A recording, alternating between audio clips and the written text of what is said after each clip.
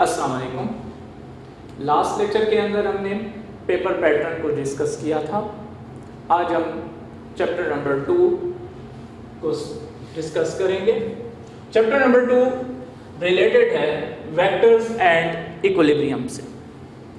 आज के चैप्टर में हम स्टडी करेंगे फिजिकल क्वांटिटीज और वेक्टर रिप्रेजेंटेशन।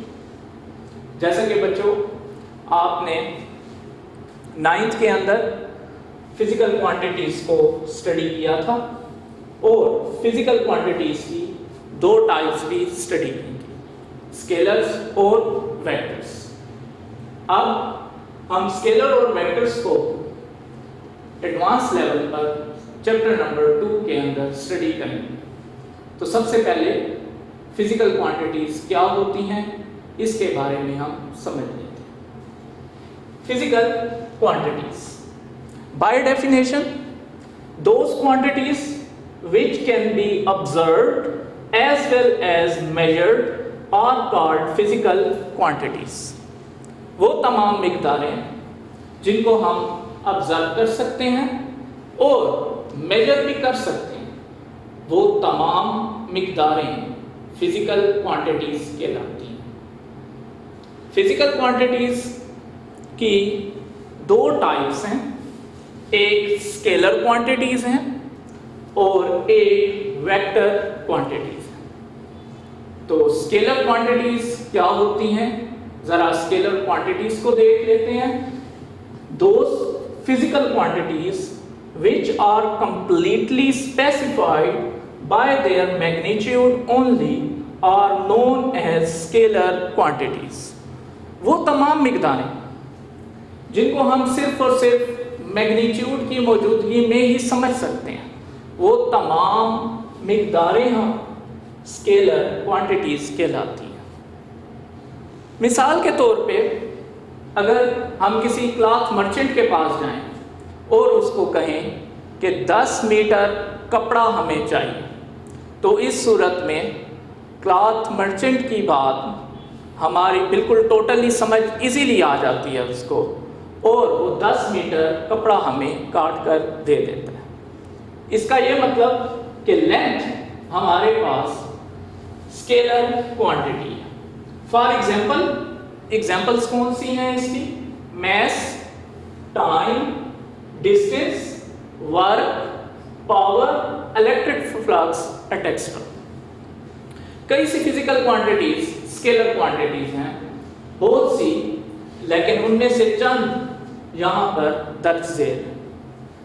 अब मैस, अगर हम किसी भी चीज या किसी भी सब्सटेंस का मैस 10 किलोग्राम करें, तो इस सूरत में कहीं पे डायरेक्शन की ज़रूरत नहीं होती। इसका ये मतलब कि जो मैस है वो हमारे पास स्केलर क्वांटिटी है।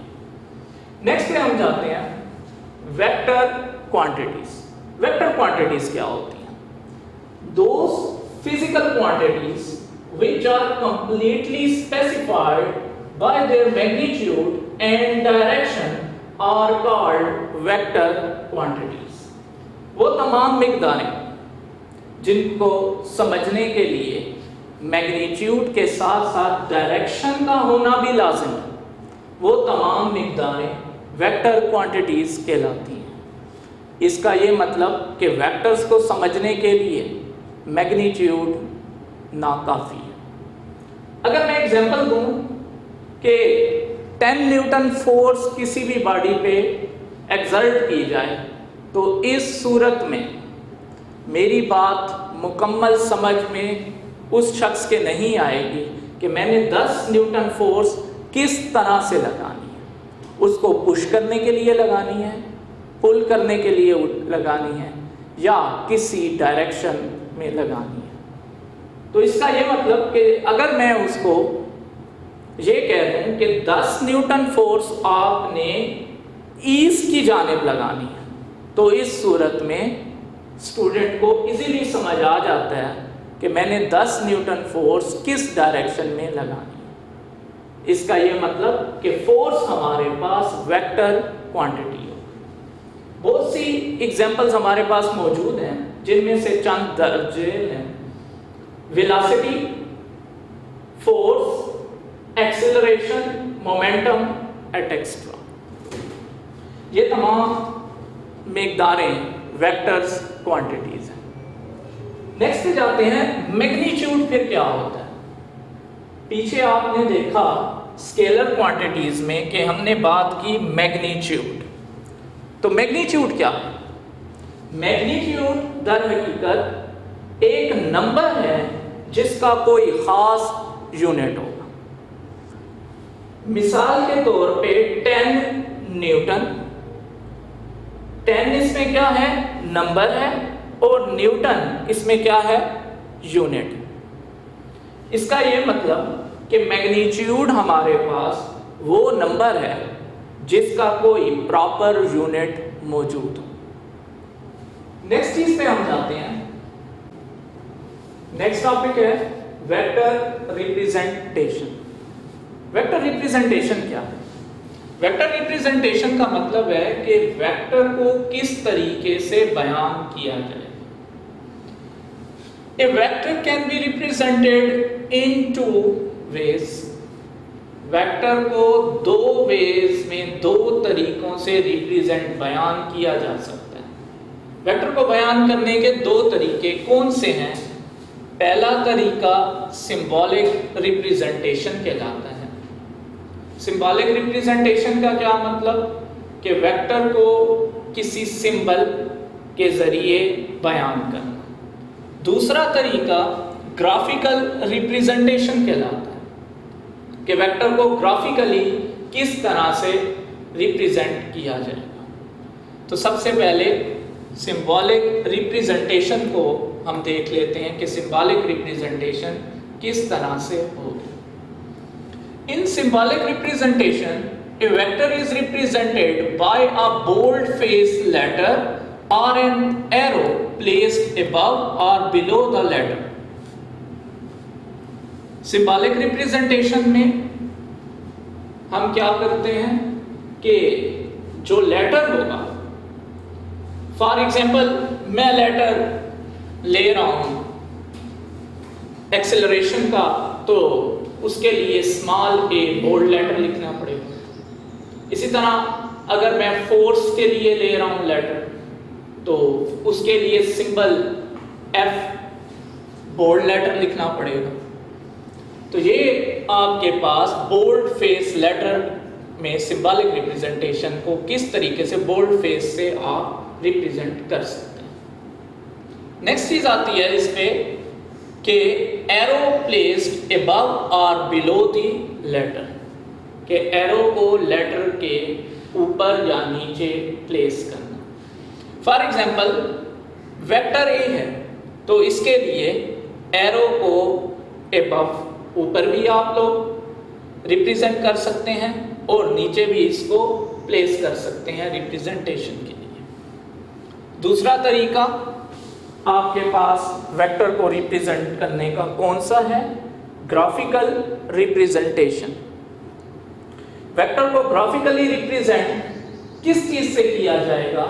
स्ट्रेट लाइन से, जिस लाइन के एक सिरे पर तीर का निशान हो और ये लाइन बिल्कुल किसी प्रॉपर स्केल के साथ ड्रा की जाएगी। बाय डेफिनेशन क्या है?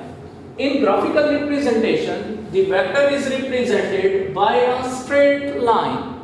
एक सीधी लकीर से वेक्टर को रिप्रेजेंट किया जाएगा with an arrow at its one end, जिसके एक सिरे पर तीर का निशान मौजूद होगा। The length of the line, लकीर की लंबाई, show the magnitude of the vector, लकीर की लंबाई मैग्नीट्यूड देगी वेक्टर का। while an arrow, जबकि तीर का निशान, show its direction, उसकी सिमत का तयन करेगा।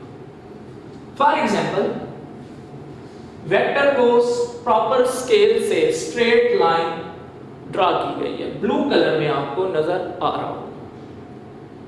इस लकीर की जितनी लंबाई है, फॉर एग्जाम्पल जहां से स्टार्ट हो रहे हैं और यहां, इसकी लेंथ प्रॉपर स्केलिंग की गई 10 है, तो हम इसको 10 लिख सकते हैं।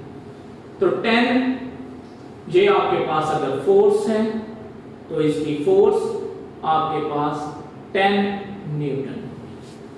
इस सूरत में जो वेक्टर की रिप्रेजेंटेशन है वो कौन सी रिप्रेजेंटेशन कहलाएगी? Graphical representation. और इसी रिप्रेजेंटेशन में जो रेड कलर में तीर का निशान नजर आ रहा है ये डायरेक्शन का तयन करेगा कि वेक्टर किस डायरेक्शन में फोर्स हमने लगाई है। अगर ये फोर्स है, अगर ये वेक्टर कोई और है तो उसी के बारे में यहाँ हम इसको वेक्टर ए कर देते हैं, इसको वेक्टर बी। ये वेक्टर डायरेक्टेड है लेफ्ट से राइट और ये वेक्टर अपवर्ड जा रहा है। इसी तरह नेक्स्ट चीज पे जाते हैं मैग्नीट्यूड, कि मैग्नीट्यूड को किस तरीके से रिप्रेजेंट किया जाएगा वेक्टर से। The magnitude of a vector is represented by modulus of a vector और simple light face letter. Vector का मैग्नीट्यूड या तो हमारे पास वेक्टर का मॉडुलस होगा या उसी ही वेक्टर को हम लाइट फेस में लिखते हैं, तो ये वेक्टर का मैग्नीट्यूड कहलाएगा।